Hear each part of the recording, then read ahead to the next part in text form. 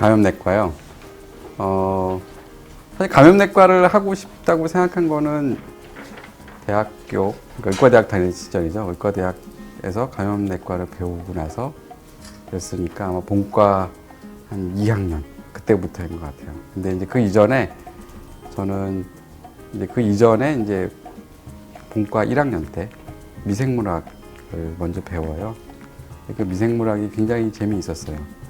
그래서 임상을 뭐 꼭 감염내과라는 임상을 한다고 마음 먹기 전에 원래 미생물학을 공부하고 싶었었습니다.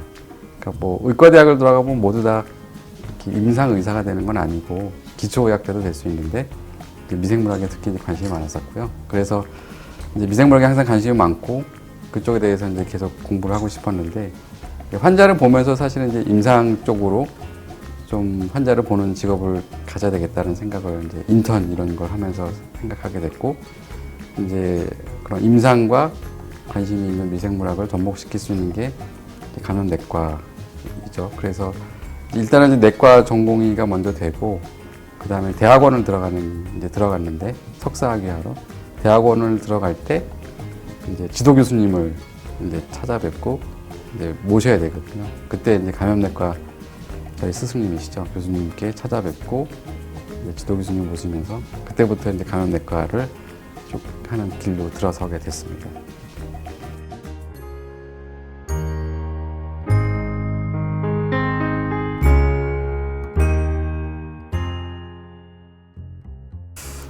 글쎄 감정적인 거와 이론적인 거는 조금 이렇게 다를 것 같아요. 일단은 환자분이랑 이게 관계가 맺어지기 전에 처음 환자분이 왔을 때는 환자분이 일단 이제 호소하시는 여러 가지 증상들이 있죠. 뭐 저희 과는 주로 대부분 다 열나서 오시니까요. 처음에는 이제 그분들이 이제 힘들어하시고 고통스러워하는 부분들을 빨리 해결해야 되기 때문에 일단은 제가 제일 중요하다고 생각하는 그 환자분들이 호소하시는 그런 여러 가지 증상 내지는 어떤 사정들이 있겠죠. 그런 부분들을 충분히 경청하는 자세가 일단 가장 처음엔 중요하다고 생각해요.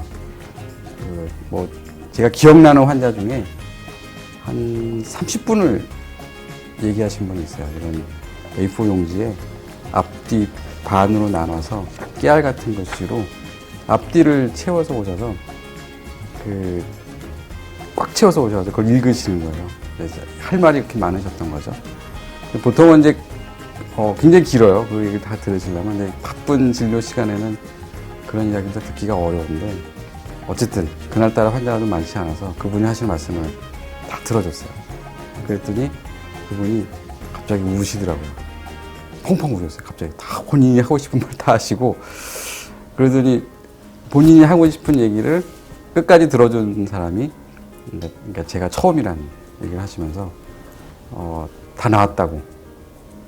그리고 나가신 그런 환자가 기억이 됩니다. 그래서 보통 이제 저희가 진료를 할 때 처음에 환자분 만나면 이제 시간이 쫓기다 보니까 환자분들이 말씀하시는 이제 그런 이야기도 충분히 들어주기가 쉽지가 않아요. 그러다 보니까 이제 일방적으로 저희가 먼저 물어보죠. 뭐 어디가 아프냐. 그리고 뭐 말을 자르게 되는 경우도 있고. 근데 그런 것보다는 처음에는 이제 환자분들이 힘들어 하시는 여러 가지 사정들이 있거든요. 특히 이제 어르신들 같은 경우에는 그런 증상이 생길 때까지의 개인적인 여러 가지 이야기들이 있어요. 그런 것까지 쭉 충분히 들어줄 수 있는 그런 경청하는 마음이 일단 가장 중요하다고 생각하고 그 다음에 이제 저희가 진단을 하기 위해서 접근하는 과정에서는 좀 냉정함이 필요합니다. 때로는 그러니까 너무 환자분에 대한 어떤 마음을 많이 이해하고 하다 보면 때로는 실수가 발생할 수 있어서 질병을 먼저 우리가 고쳐야 되기 때문에 과학적이고 논리적인 생각으로 냉정한 마음으로 좀 신속하게 질병을 해결해 줄 수 있는 그런 마음가짐이 필요하다는 생각이 듭니다. 그런 두 가지가 필요할 것 같다고 생각이 드네요.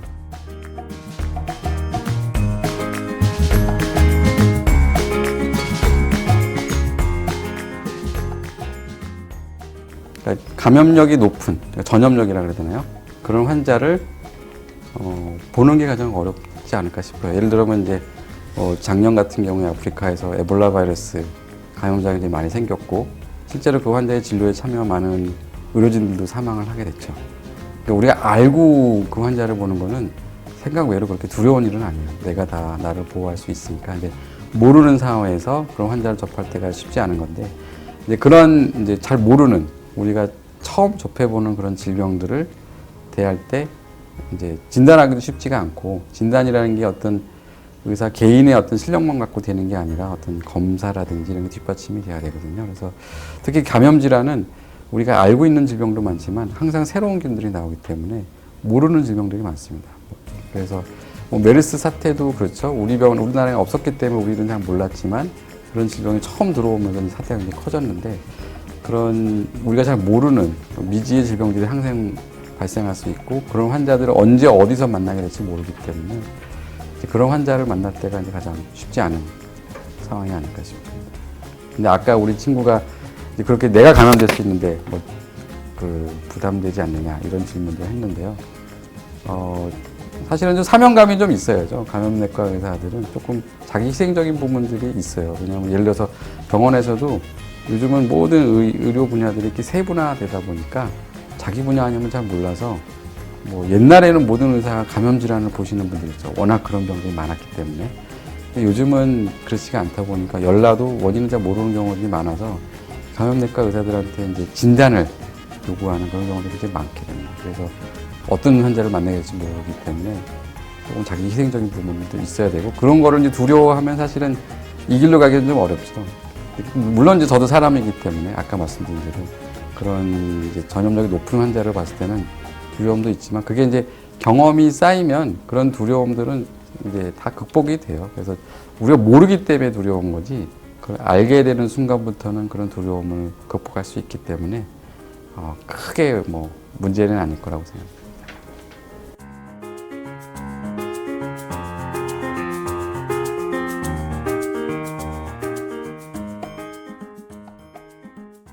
긴장감이라고 해야 되나요?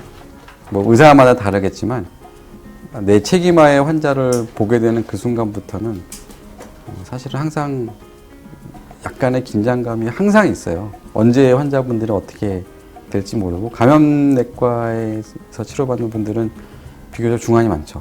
환자들이 좀 빠르게 변하고 그렇기 때문에 예를 들어서 무슨 성형외과 환자 같이 수술하고 이제 정상인인데 그걸 수술하신 그런 경우가 아니라 아픈 분을 우리가 보는 거잖아요.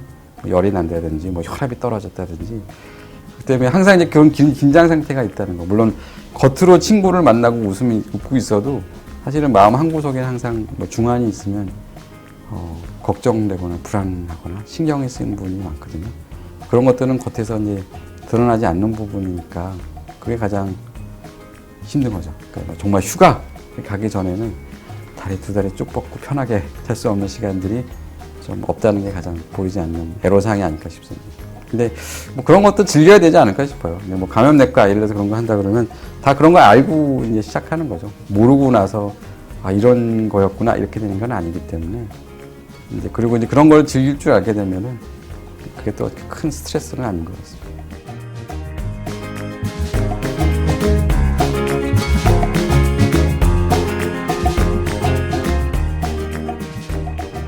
많습니다. 진료하다가 돌아가시는 환자분들도 있고요. 그동안의 경험에서 보면 많죠. 그래서 병원에서는 환자분들이 돌아가시면 그 돌아가신 환자의 그 어떤 경과, 과정을 다시 한번 다 같이 회의해서 리뷰하는 그런 회의들이 있어요. 우리가 배워야죠.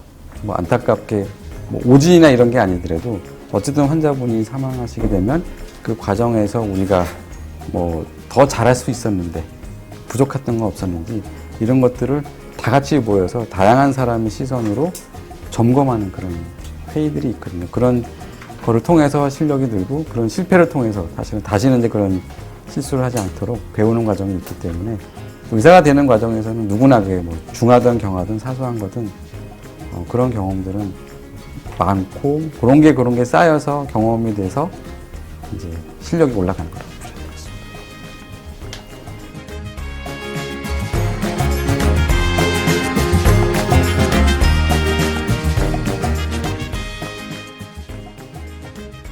저는 사실 재미있어서 불만이 전혀 없어요. 뭐 기쁘기도 하고 이제 재미있어요. 뭐 이래서 무슨 새로운 질병이 나와도 흥미롭게 생각하는데 그런데 제 개인적인 이제 기쁨이나 흥미고요. 흥미와 기쁨은 조금 뭐 다른 의미일 수 있을 것 같은데 기쁨이라는 건 내가 치료하는 환자들이 좋아졌을 때 기본적으로 이제 의사들이 느끼는 감정이 아닐까 싶고 감염내과 의사는 이제 개개인의 어떤 환자도 환자지만 조금 이제 더 큰 차원의 일도 할 수 있거든요. 감염병이라는 게 이제 어떤 사회, 집단에서 유행을 할 수 있고 그런 유행을 종식시키기 위해서 개입을 해서 이제 그 활동을 할 수 있기 때문에 조금 이제 어떤 다른 진료과 의사와는 조금 다른 종류의 기쁨도 누릴 수 있는 장점이 있습니다. 그래서 기본적으로는 어떤 환자가 치료되는 데서 느끼는 만족감과 기쁨이 있고 조금 더 큰 일을 했을 때는 또 뭐 환자 개개인의 언제 건강의 회복은 아니지만 전체적인 어떤 사건을 해결할 수 있다는 그런 기쁨도 누릴 수 있지 않나 생각합니다.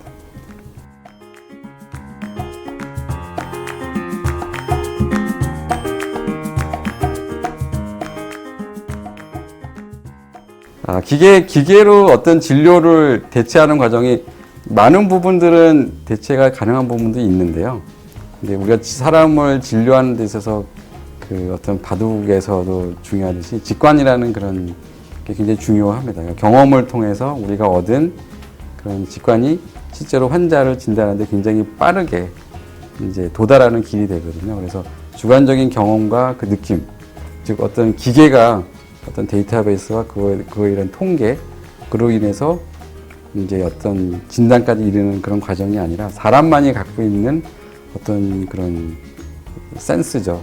듣고 냄새 맡고 보고 거기에 정보를 이제 취합해서 직관적으로 도달하는 그런 것들은 쉽게 기계가 극복하기 어려운 과정이기 때문에 아직은 어떤 기계가 사람을 쫓아오기에는 굉장히 좀 긴 시간이 필요할 거라고 생각이 되고 또 우리가 사람이 진료를 하는 데 있어서 뭐 모르겠습니다. 기계와 상대해서 어떤 진료를 받는 거랑 사람을 만나서 어떤 인간적인 교류를 하는 것도 사실 굉장히 중요하거든요. 아까 환자를 볼 때 어떤 감정이 있느냐 이런 걸 물어보셨는데 이제 뭐 동정심은 아니지만 이제 엠퍼시라고 해서 우리가 이제 그 사람 공감이죠. 그 환자의 이제 힘든 점을 공감하는 능력이 의사들한테 굉장히 중요한데 그런 것들이 실제로는 진료 과정에서 이제 개입이 되면서 환자와 의사와의 관계가 맺어지고 그 좋은 관계가 실제로 치료에 있어서 좋은 결과로 이어지기 때문에 단순히 어떤 지식, 뭐 바둑은 어떻게 보면 단순하잖아요.